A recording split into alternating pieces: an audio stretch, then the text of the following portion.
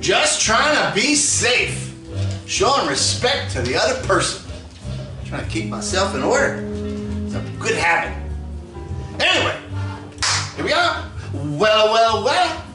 I see that we meet again. Just me and yous at the gates to the Perfumed Gardens of Sonic Delights. I might add that. I just did. Okay, dig it. Before we start, oh man, I had a total mind fart last time. You know, no surprises there. If you know the captain, and you do by now. The last band we were talking about last episode was called the Space Farm, not the Plastic Farm. I mean, I don't know what's up with me and, you know, flubbing up in plastic all the time, but, you know, hey, oops, baby. It's just that's the roads, that's the road from my brain to my brain pan to my mouth is always full of potholes, and sometimes I hit one and I screw it up. So, whatever. On with the show. Oh, I got one of my space mutts digging into bed over there. They may pop in and out, you know. Anyways, this trip around the bay reminds me of dropping out of hyperspace. I'm weak in the knees and craving a bowl of Vanderbird squids. Tasty little suckers they are. Okay, that being, and you can get that as a carry out too. Here's a good experience to start with. This cat is called Fame Jane. Now, bear with me here. My co-pilot, Enio, turned me on to this cat. And I was able to find this at a good price, so it's kind of like a Sock It To Me LP, baby. I mean, they're from the Boston area. I should say, he's from the Boston area. No surprises there. Oh, baby, here we go again. Boston. Martian. Anyway, let's see, where am I going with this? Let me think for a second. He's an artist with a master plan, let's say. Yeah. And he works with a band. The backup band on this LP is from a group that we spoke of before, and they were called Bohemian Vendetta. All right, now let's scamper around with this one. This reality activating LP is very much a concept idea, you know. It travels along the solar highway at a nice clip. The tunes blend one into the other. I kind of like that, you know. It's kind of like, well, concept piece. Duh. Wow. You know, but there's departures into some fuzz, some ranting, and some cool ravings. It was put in motion in 1968. Hey, guys, don't start up. It's only the mailman person. Knock it off. Hey! Anyways, that's my space mutts. Look at the captain here. This work follows along. It flows along like my cooling fluid in the plasma drive of my ship. Dig it? Okay, let's try a little ditty off the LP called Ballad of the Bad Guys. So when you see bright lights in front of you, don't be surprised. They're just my orbiting eyeballs. See you soon.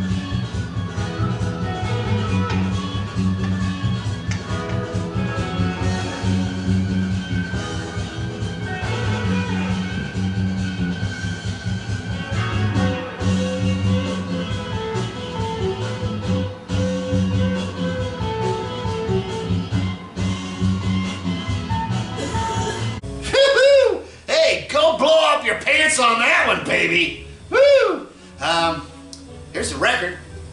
This is not an original. I'm sorry to tell you. I don't have them kind of shillings. I don't think anybody does. Some crazies out there have an original copy, and it's 3 figures. Come on, get real. Anyway, here it is in all its glory. At the front, at the back. Nah, who cares about that? Oh, that's Fame himself. Himself. Cool stuff. This record is really a kind of a trip to daytime anywhere. You know, it's a kind of a tune you can just dig anytime. It's mellow stuff. It isn't on 10. It's just right around 7 or 8, and it works out for me. Let's talk about this cat that came from Bohemian Vendetta that the band had backed him up. The guy's name is Nick Manzi, and he falls back to '66 with Fame when they were in an experiment called the Rustics. Yeah, the Rustics. And then, you know, they got tired of that trip, and then Nick split, and he joined the Bohemian Vendettas in 1967, and the rest is musical history, as they say. Woo! This LP is a crystal circus of sounds, baby. You gotta procure a copy of this disc sooner rather than later. It's that good. I'm not, what? I won't BS you. I tell you how it is in my world, and you can deal with it how you want it. The cards are flying off the table. Pick one. There you go. Anyway, and now for something completely different, we're going to talk about a band called the Koala. Woo! This megatonic extravaganza started out in Brooklyn, New York. But here it comes. This is the kicker. But a maladjusted brain fart of a manager decided he was going to promote them as a Australian band. What? Australian band? Well, I don't know. Maybe he just thought Koala, you know, and Australia, and you know, and didgeridoo, and well, whatever. He did his thing. Anyway, here's something to ponder. Did that geezer of a manager work for True Tone Records? Maybe. I don't know. You'll have to look that up. Anyway, the vocalist belches out Strange victoriously. There's a new one. The captain hasn't come up with a new one in a while. Use it as you feel free to do so. No charge. Whatever it means. But he really belts it out. He's got some air-cooled tubes, baby. And you heard it here first. You know, he's got notes that no other humanoid has ever ventured to sing. I mean, it's unbelievable. Geez Louise, Mary, this cat's pipes remind me of the off-putting sounds of the first time I heard Roger Chapman, the singer, from the band Family. And you know, if you're familiar with the Family, you know Roger really can just sort of freak you out. But you know, it's like anything else. Once you get used to it, the water's fine. Come on in and take a dip. Okay. Don't let his vocals freak you out. The band's got it together, baby. So now comes the test. Let's hear a cut called Colors of Our Rainbow off the LP. And after we have considered about what the spectrometer has decided, we shall meet at the crossroads over there, and we'll just talk about it over a sandwich and a cup of tea. Ha ha!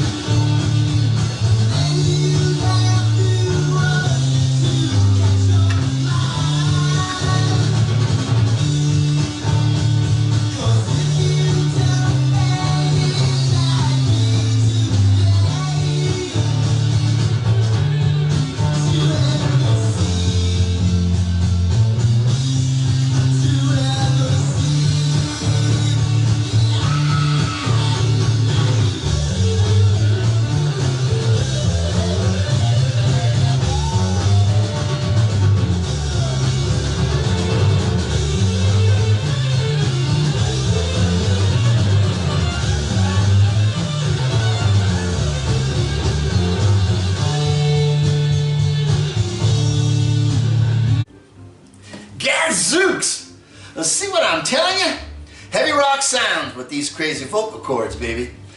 Here's the record. It's very cool, nice packaging. You can tell it was an import because in Europe they have the tenacity to print something really good. It's laminated on the cover's laminated, which I'm digging. There's the band, and the backside is really cool with all this psychedelia crapalola. Nice, I'm digging it. It's on black vinyl. There's no information but read out there, and I shall tell you what I read. Okay, here we go. These vibratronic sound wizards, they peel me like a ripe kazumi fruit from planet Croptic 6. Oh, I think this whole LP cooks along with, it cooks with heavy rock, and it's like the speed of light sometimes. 2 thumbs up, my little croutons. Dig the cover, because it really cooks too. Okay. Here comes an interesting musical trip from Boston. Boston? Did he say Boston? Yes, I did. Anyway, hey, listen, I don't make this stuff up. I just buy the records and investigate,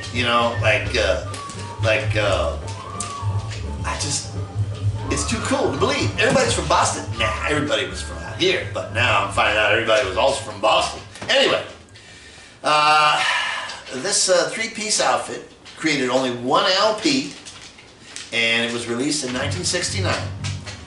And the band is called Wilkerson's Tricycle. Kind of trippy out in itself. It's a combination of inspired heavy blues, a bit of commercial approach with good hooks, and even a nice splash of psychedelic dosages. Ooh, yeah, man. Yeah, anybody out there got a dose? I could use a dose right now, I'm telling you. Woo, cabin fever. Anyway, I can't find much about these cats, but man, the record's just jamming on. So let's just jump into the grooves on a creation called Portia B, as in B-E. So close your peepers and count backwards from 30 million. And when we land, we can compare numbers and see who did the most counting. Ha!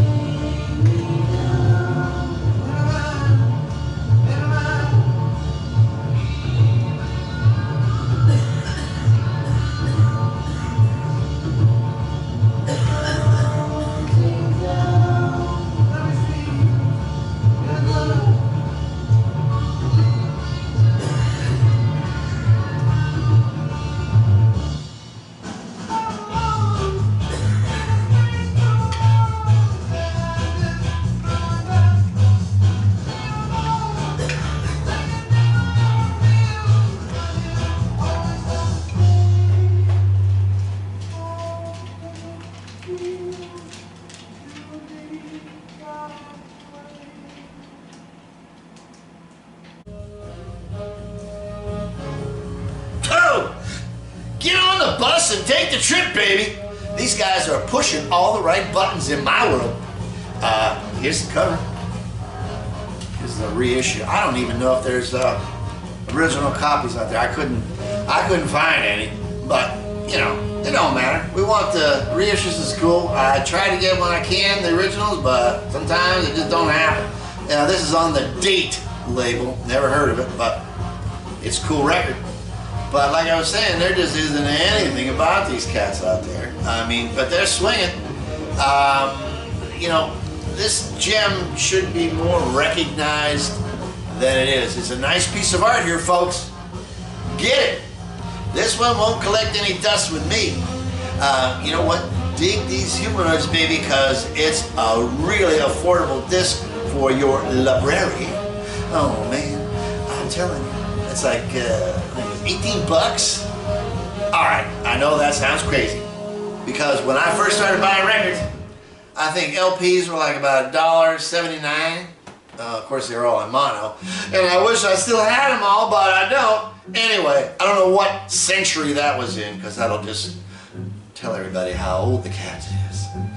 And he's just such a young flower that we're not gonna go there. Anyway, closing out our ear splitting album boomer for today is a nod to Dan from Dots and Loops. Gotta check out his channel. Dan, you know, this cat is kind of a cornucopia of knowledge musically, and I pick up a lot of stuff. He throws little bones out there once in a while, and I grasp onto them, and I chew on them, and then I try to find a record, and it's like, whoa, this is happening. Anyway, this is one of his suggestions. And so, the band has been known as the Adventures of Robert Savage, okay? And it's another three-piece, fuzz-flooded, hard-rock and psych bunch from LA. It was released in '71 on the Paramount label. They were fronted by, well, by Robert Savage, who was AKA Aka, Bob Arlen, and his unhinged leads, man. Out of nowhere, out of nowhere, out of the void comes this whammo, and it just takes you. Anyway, this disc is loaded. Oh man, and I said loaded. Woohoo! I'm gonna be there soon. Anyway, sorry. I can't help myself. Sometimes, you know. Anyway, like I was saying, this one is dripping with Hendrix-inspired playing and bad boy blues and a whack-a-rama of crazy, blown-out solos and wild vocals by the bass player, Don, I think his name is Parrish. Scratch. Yeah, it's Don Parrish. It could be Bob Filbert. I don't know. Bob Films. Anyway, let's try this, a freewheeling psych out called Amy. And while we're grooving to the tune, let's get ready for a brain fart that will carry us until tomorrow. Yeah.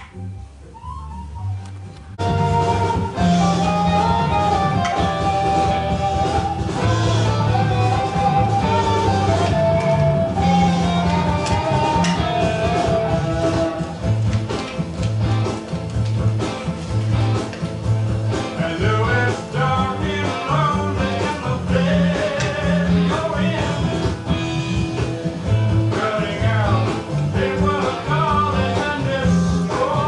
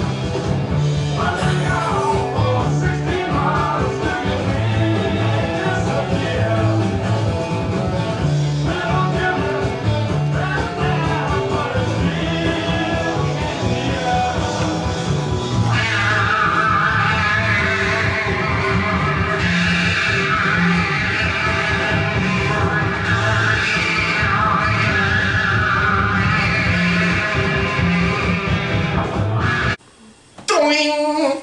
Whew, nice fret dancing, I'd say, baby.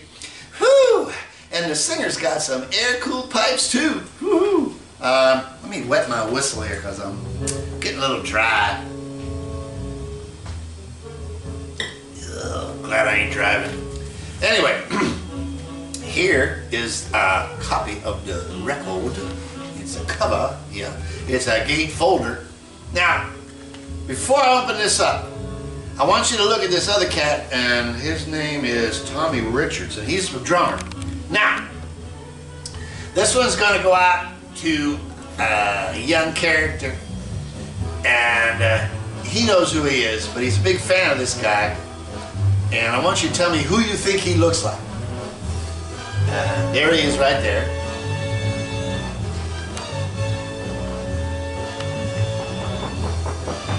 Now, if that ain't the cat that does Eat It and Beat It and all those other remakes of songs, what the heck's his name?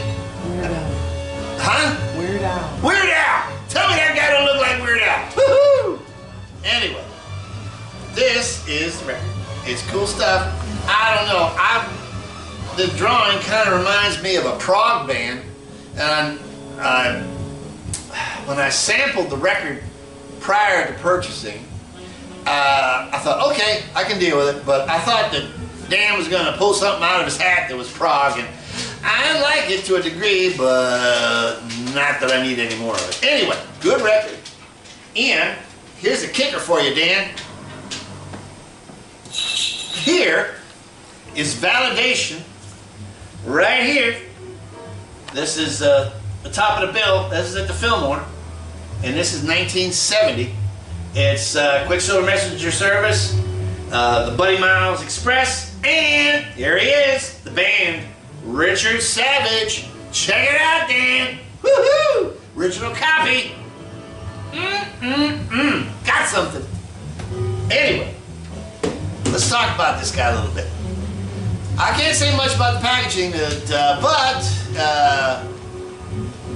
with no budget, I'd say that's how that one came together.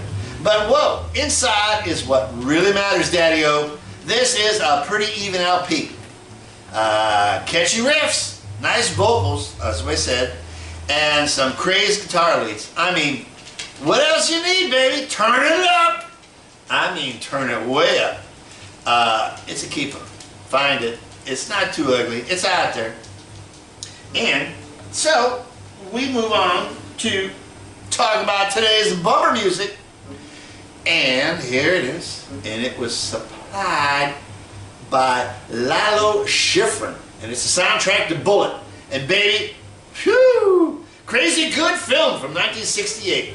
One of my all-time faves. I mean, I love it. And the car scene, you know, just so you know, and I'm sure you already do know, because there's been a lot written about the movie, the car scene, it's not a continuous piece. They jump all over the city, and then they splice it all together. But it's still cool. It's happening, man. And that car, that Mustang, is super killer. I'm digging it.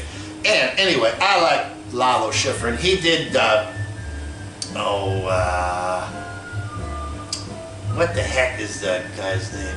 Clint Eastwood did what's that detective stuff he did? Dirty Harry. Dirty Harry.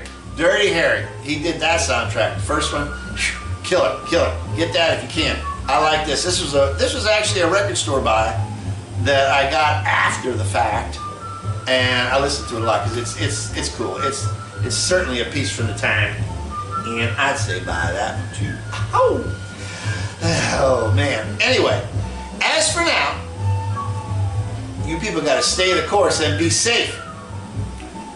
We're hoping to jump back into a hyperspace soon when things loosen up enough for us to get off the planet, and we're going to head back out into the cosmos really soon, I'm hoping.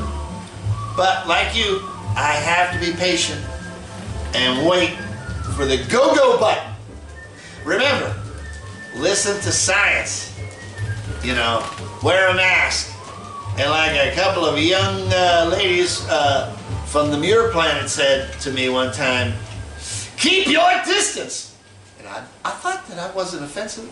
I wasn't, well, we won't worry about what I was or wasn't doing with those young ladies. But anyway, be that as it may, always remember who loves you, baby. It's your captain here. You know, I'm always around for you. 24/7, 365. Dump an email to me. Or snail mail. Well, you got to get an email, and then if you send me your address, I'll send you something.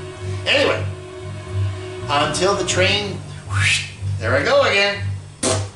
Until the twain shall meet. Remember, we are truly all one. And before we go, we're gonna go out with a tune on the jukebox here that I've been digging around in my collection. And it's going to take me a second to get it going, so camera person is going to shut off, and then we're going to come back for me to introduce it, and then we'll dig on it. Be right back. Okay, I'm all set. We're all queued up. Let me take a swig. One more before I go. I gotta get geared up because I gotta step out the door for a minute. But I want you to listen to this tune because, babies, it mattered then when it came out, and it really matters now. It's one of those timeless pieces that you can just play any century, and it's all going to be the right. And guess what? It's A1 on the jukebox. So let me get squared away here first. I'm going to put my stuff back together. Alrighty. I'm feeling good now. Here we go.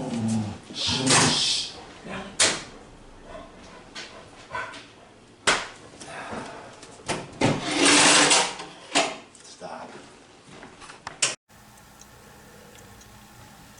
We interrupt our program to bring you an important announcement. Your host is currently caught in an overlapping space continuum. We now return you to our program in progress.